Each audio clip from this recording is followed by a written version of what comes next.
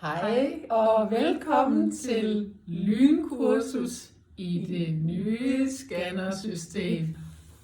Glædelig jul. Juleedition. Så det her, det er sådan vores nye scanner, de kommer til at se ud. Det ligner jo bare en stor mobiltelefon. Og man kan tænde for heroppe. Så ser det sådan her ud. Der er koder på telefonerne, som er en scanner.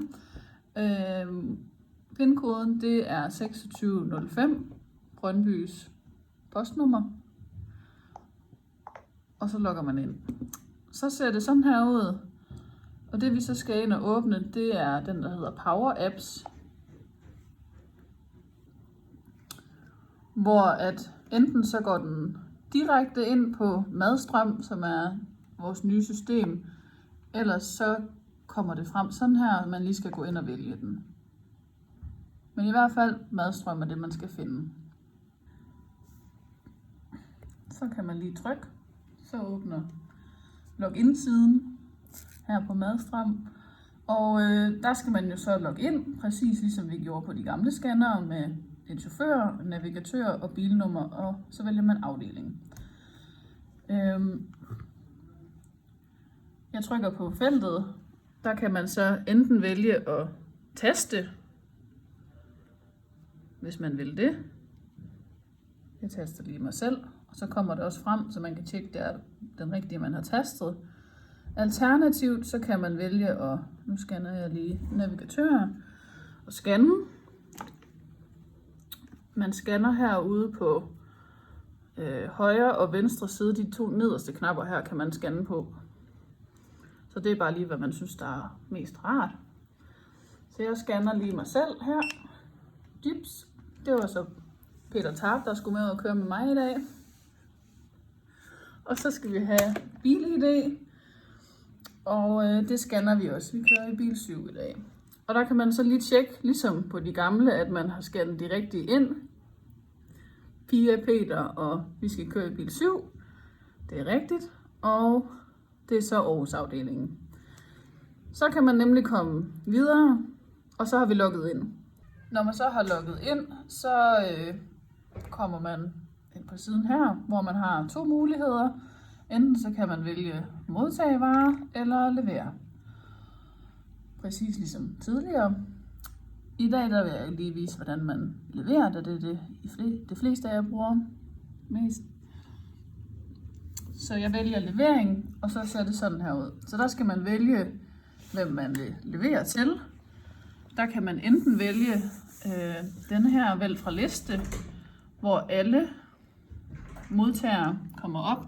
Så der kan man søge på for eksempel botilbud Artes i Viborg. Alternativt, nu går jeg lige tilbage og starter forfra. Hvis man ikke vil vælge fra listen, så kan man scanne her. Og der kan man igen tjekke, at det er den rigtige, man får valgt. 221102, det er så Dansk Rehabilitering. Det er den, jeg gerne vil udlevere til. Så trykker vi videre. Godt, så vi skal se at scanne varer ud til Dansk Rehabilitering. Man kan så vælge registrere varer, se registreringer og afsende en følgeseddel. Lige nu der vælger vi registrere varer. Så ser det sådan her ud. Der kommer varenummer, beskrivelse, vægt, holdbarhedsdato og antal. Ligesom på det tidligere scanner. Så vi vil gerne scanne den her havredrik nu. Så jeg scanner varen. Så gør den ligesom de tidligere scanner, at hvis det er en vare, den kender, så auto-udfylder den beskrivelsen og vægten, så man egentlig bare skal taste holdbarhedsdatoen. Så her skriver jeg den 25.12. Og videre. Hopper videre til næste felt med antallet. De skal bare have en enkelt. Når man så er færdig, så trykker man på gem. Og så forsvinder alt det indtastet, det vil sige, at den er gemt, og man kan taste en ny vare. Hvis man skulle komme til at taste noget forkert, for eksempel holdbarhedsdatoen, nu scanner jeg det ud til den 32.12.24. Når man så vil trykke videre, så kommer der det her røde oppe i toppen med datoformatet, at der er noget galt. Så den biber ikke højlydt, ligesom den har gjort tidligere, men der kommer lige sådan en pop-up op. Så kan man jo tjekke, hvad det er, skal man lige tjekke igennem, hvad det er, man har gjort forkert, og når man så har rettet det, så kan man gemme igen, og så forsvinder indtastningen, og den er registreret. Når man så er færdig med at udlevere ved en modtager, så trykker man tilbage. Og det man så skal gøre, det er, at man skal trykke afsend følgeseddel. Så ser det sådan her ud. Og så går den tilbage til forsiden her med levering eller modtagelse. Så nu har vi registreret og scannet varer ud til vores modtager, og vi har afsendt en midlertidig følgeseddel, og så er vi tilbage.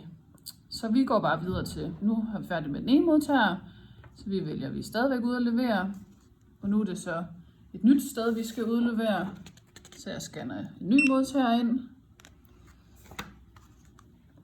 trykker næste, og så er det det samme, vil vi registrere, se registrering og afsende følgeseddel, så registrerer vi varer på ny til næste modtager, fortsætter, og så afsender følgeseddel.